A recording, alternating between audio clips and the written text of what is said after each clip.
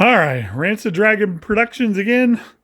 Back to show off my mess of a workshop and my light table. So I'll tell you what, let's do. Let's start over here with the mess that I have. So as you can see, my workshop is not fully complete yet, but I have spaces for figures that are in progress and collections that are being put together there and there. Here's my 12-inch Marvel Legends. There's a little workstation there. Little custom area here. My G.I. Joes. So the top shelf is going to be customs and Valiverse things. The middle section here with the Wolverine and got a Mobat and a Vamp and the Awe Striker back there and the Ram. That's all going to go back up here. Cobra, all down here. Water Moccasin, Stinger, Snakes, his tank. My Snowcat will probably go right up there. Bottom shelf here is a mess right now because I'm still sorting. But that's going to be my review area. So I got some figures just hanging out there looking like they're doing nothing. This is my spray booth, just a quick custom made. And then I built these storage shelves on my vacuum, all my plugs for external use, so I don't have to crawl under there. So that's all of my material storage. This is my messy workspace that I have to clean up with some storage underneath that I haven't allocated and separated yet. Top shelf and bottom shelf there. These are 8-foot by 4-foot and 6-foot by 4-foot sections to store all of the diorama parts. There won't be all this materials up here. That's going to wind up down here out of the way and easy to get. But you can see I've got all that piled up, my tool chests and junk.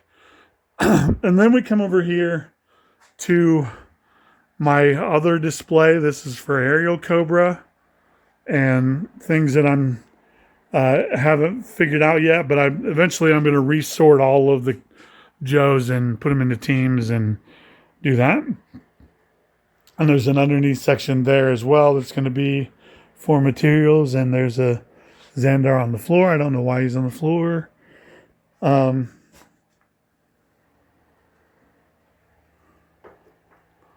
there's my light table. So let's start with the backdrop.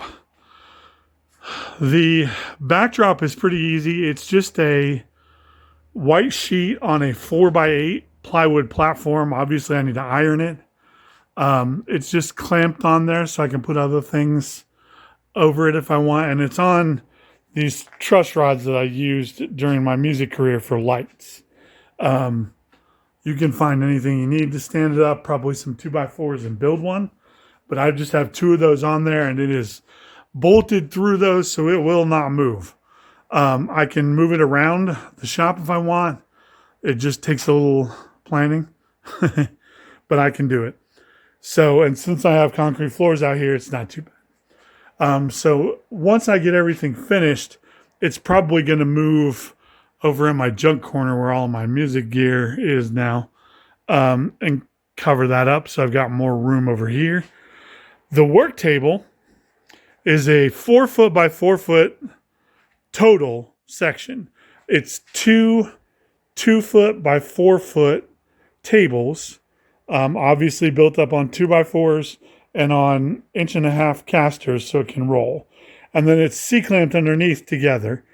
It has plywood as the storage base, so I can put stuff down in there. All that junk that's in there right now is eventually going to be cleared out. Then I drilled holes.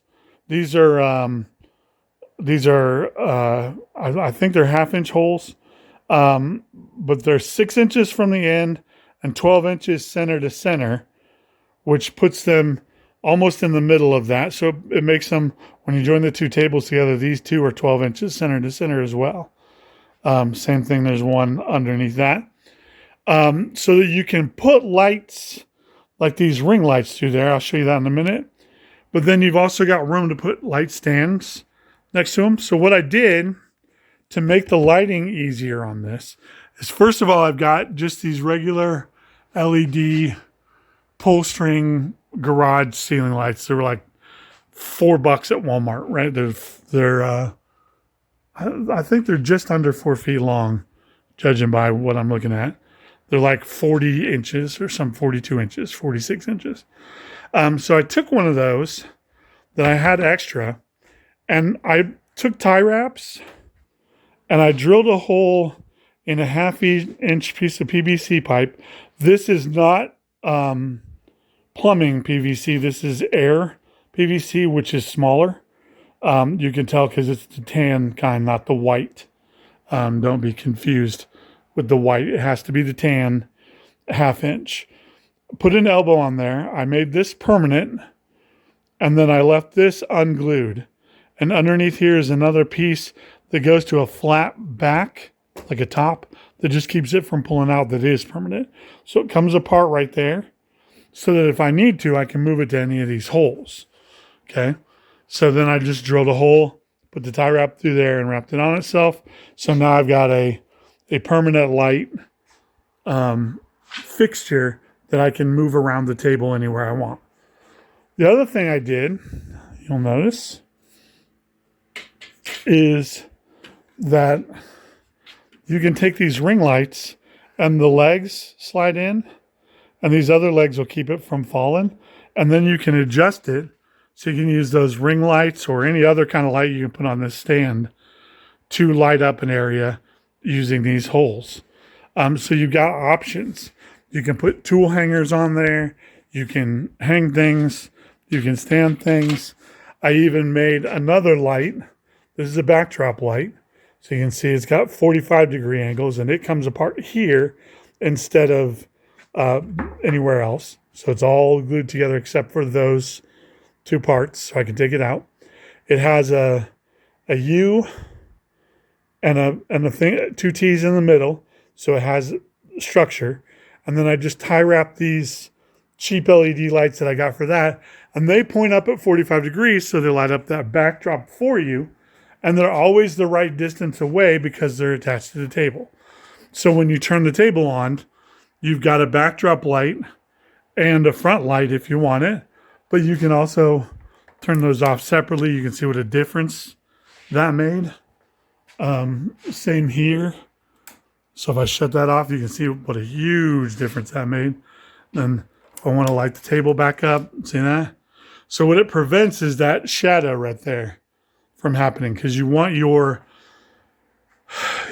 backdrop lit well enough to be seen so that when you take pictures, you can remove it if you want to, if that's what you're going for. Like in my case, I've found out that photographing G.I. Joes, they're mostly green and blue. I mean, Cobra's blue, G.I. Joe's for the most part green. Well, how do you green screen or blue screen out something? You can use a green screen to take out things like the handles of those, and green screen behind it. But if I'm doing stop motions, or if I'm doing those with a green character, I have to use a blue backboard. But what if it's a green character fighting a blue character? Well, now you have to use what? Red? Cobra has red in it. So why not just use white? It's pretty much the only color that isn't really solid in any of the characters. In the Arctic things, yes, I'm completely wrong. But in regular G.I. Joe, during the Arctic stuff, you can green and blue screen just fine.